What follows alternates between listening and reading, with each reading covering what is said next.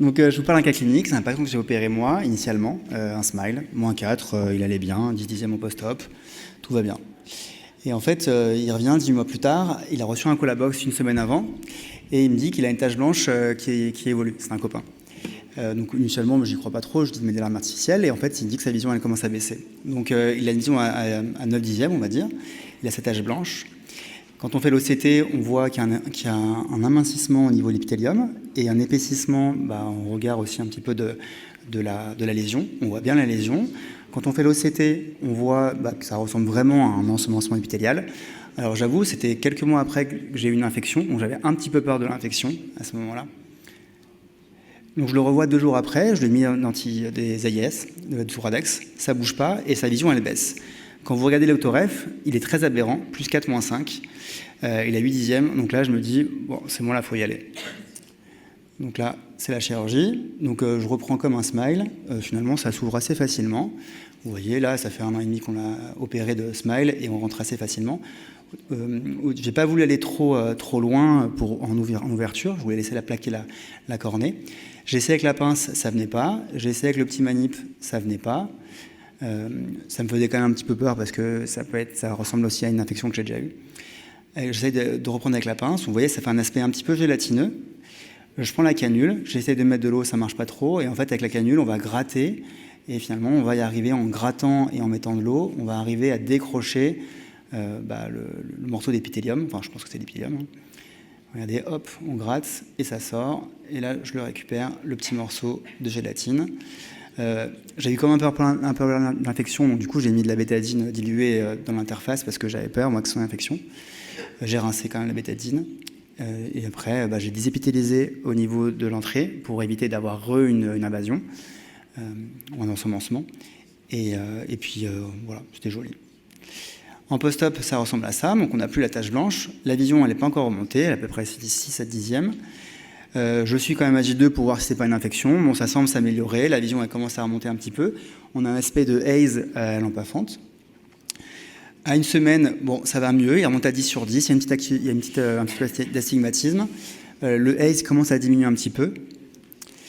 Ça, c'est les topographies. On voit que la topographie, elle, s'améliore aussi avant la reprise et après la reprise. L'OCT, je trouve plutôt joli. Ça, c'est 3 mois après la reprise. On voit aussi encore que l'épithélium, la topographie s'améliore. Par contre, au niveau de l'OCT, c'est moins joli qu'une semaine après l'opération. On voit que qu'il y a un épaississement au niveau de la poche. Par contre, au niveau clinique, c'est bien mieux. Il remonte à 12 dixièmes sans correction. Il y a quand même une petite réfraction. Il y a un plus 1,75 moins une 25 qui l'améliore un petit peu. Et là, j'ai revu 1 an et demi après. Bon, c'est beaucoup plus joli. J'ai quasi plus de l'aspect d'un petit peu de haze. J'ai toujours, au niveau de l'épithélium, un petit épaississement au niveau du côté de la poche. En termes de réfraction, on a 12 dixièmes sur cet œil-là. On a même une meilleure vision que sur l'autre œil. Après, il y a quand même une petite réfraction qui persiste, qui l'aide un petit peu. Je donne de repos. J'ai pas envie d'y retoucher de toute façon. Et voilà. Donc, dans la biblio, il n'y a pas de cas décrit d'ensemencement 1 an après, après une chirurgie de smile, donc c'est le premier cas, peut-être qu'on le publie. Il y a plutôt des cas d'ensemencement péropératoire. Les facteurs de risque, c'est que si la chirurgie elle est longue, si on va toucher beaucoup l'épithélium, les OBL aussi, ça favoriserait. Il n'y en a pas beaucoup non plus, l'incidence elle est quand même assez faible. Et la prise en charge, c'est si jamais le patient il voit bien, on ne touche à rien. C'est pour ça qu'au début, 10 dixièmes, je n'ai pas voulu toucher.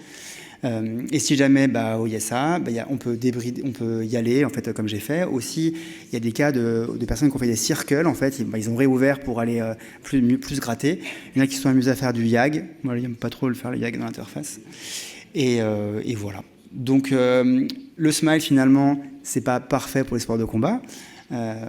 Faut pas le survendre, mais après c'est quand même mieux qu'un LASIK. Il y a très peu de cas décrits, donc finalement, moi, je n'en ai pas vu d'autres. La reprise chirurgicale, elle est finalement que si c'est un impact clinique, c'est bon pronostic, et ça se passe bien quand même à la fin. Voilà, je vous remercie.